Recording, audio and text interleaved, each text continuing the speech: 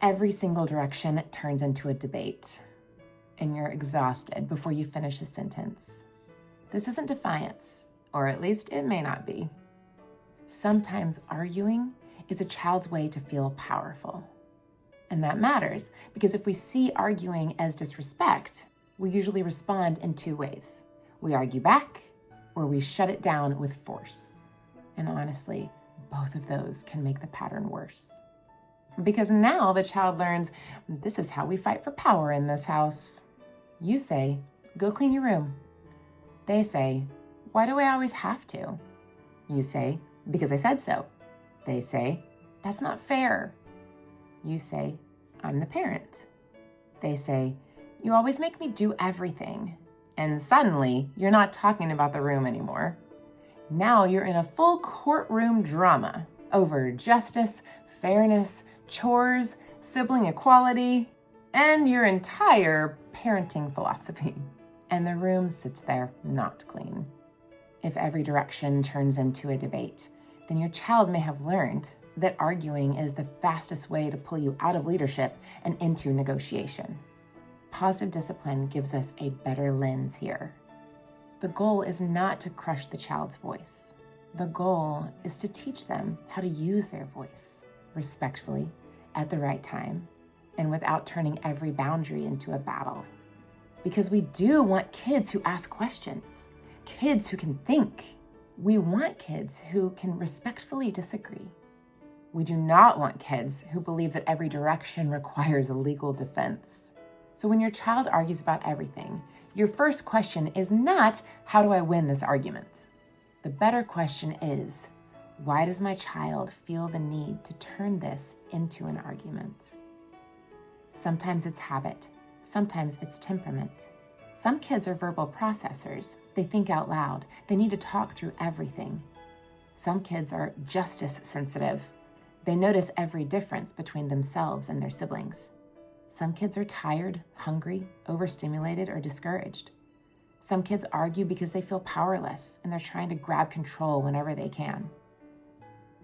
And some kids argue because it works. They argue and the parent explains. They argue more and the parent defends. They argue more and the parent changes the direction. Or the parent gets so worn down that the child gets out of the task entirely.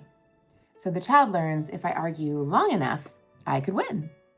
Not always because they're manipulative, more so because they're human. They found a strategy that works. So we have to change the pattern.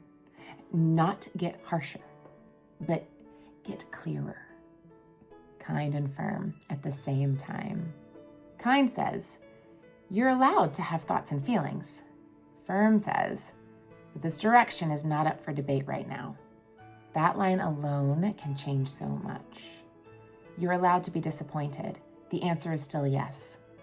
You can ask me about that later. Right now, it's time to get in the car. I'm willing to hear your concern after the chore is done. This is not a discussion right now. Those lines are not mean. Those lines are leadership. You can respect your child's voice without handing them the steering wheel of every decision. Now let's make this very practical. When your child argues, do not answer every argument. That's probably the biggest mistake we make. We think, if I can just explain this clearly enough, they'll understand. But a child who is arguing for power is not concerned with understanding. They are just looking for a way around the boundary. So when you are explaining, you might accidentally give them more material. You say, we need to leave because your sister has practice. They say, why does she always matter more? You say, she doesn't matter more. You had your activity yesterday. They say, but mine was shorter. You say, it wasn't shorter. They say, yes, it was. Now you are debating the length of yesterday's activity. And again, nobody has shoes on. So instead of answering every argument, try saying, I hear you, shoes now. Or, you wish we could stay, shoes now. Or, you can be disappointed, we're still leaving. Notice that you're not ignoring their feeling. You're just not handing the direction over to the arguments. That is kind and firm. You validate briefly, Then you return to the direction. Validate, redirect. Validate, redirect.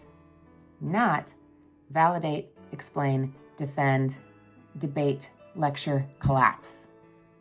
Acknowledge the feeling without handing the boundary over to the arguments.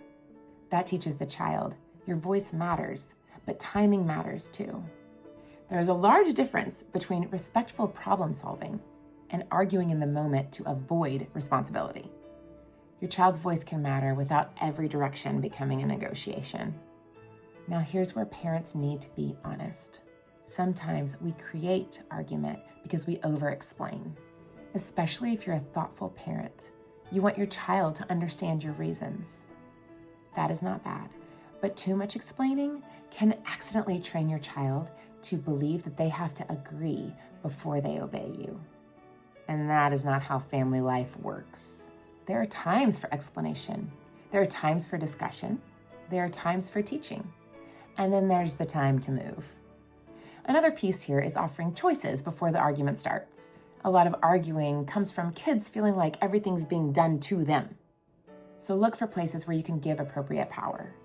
Not unlimited power, limited choices within your boundary. That protects the boundary and gives dignity. Now, what about the child who argues disrespectfully? The eye roll, the tone, the you can't make me, that's stupid. This is where you stay calm, but you don't ignore the disrespect. You can say, I will listen when your voice is respectful. Or, you may be upset, but you may not speak to me that way. Or, I'm going to pause this conversation and we can try again in a few minutes. This is not permissive. You're not allowing disrespect. But you are also not taking the bait, because a lot of disrespectful arguing is bait. It pulls you into the fight. And once you're in the fight, the child has succeeded. They've shifted the focus away from responsibility. The original issue was clean your room. Now the issue is, how dare you talk to me like that?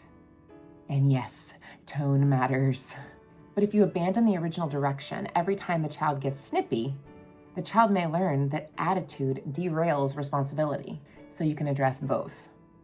You may not speak to me that way, and the room still needs to be cleaned. Or, we'll talk about your tone in a minute. Right now, put your plate away, please. That is leadership. Calm, clear, not rattled. Do not let disrespectful tone become the escape hatch from responsibility. Because if everything's a boundary, the kid feels powerless. But if everything's a discussion, parents lose leadership. So you need both. Some things are open for problem solving. Some things are parent decisions. Now, here's a powerful reset conversation you can have outside of the heated moments. Not when they're arguing, later, when everyone is calm. I've noticed that a lot of directions turn into arguments. I don't want our home to feel like a courtroom. I want to hear your thoughts, but I'm going to stop debating in the middle of directions. If you have a concern, you can bring it up respectfully later or at a family meeting. But when I give a clear direction, I'm going to expect you to respond. This is a good reset because it does not shame them. It also takes some responsibility for the pattern. You're basically saying, we've been doing this dance and I'm changing my step. That is often where change begins. Not with a giant punishment, not with a long lecture, with a parent changing the pattern. This is what bringing chaos to order looks like in real life. Not crushing a strong-willed child, not letting them run the house, but teaching them when their voice belongs in problem solving and when their responsibility comes first. Because the goal is not to raise a child who never questions anything. The goal is to raise a child who knows how to question respectfully, solve problems wisely, and still follow through when something simply needs to get done. In the next video, we'll talk about why your kid won't do their chores, how reminding, nagging, and following up may be keeping the responsibility on you.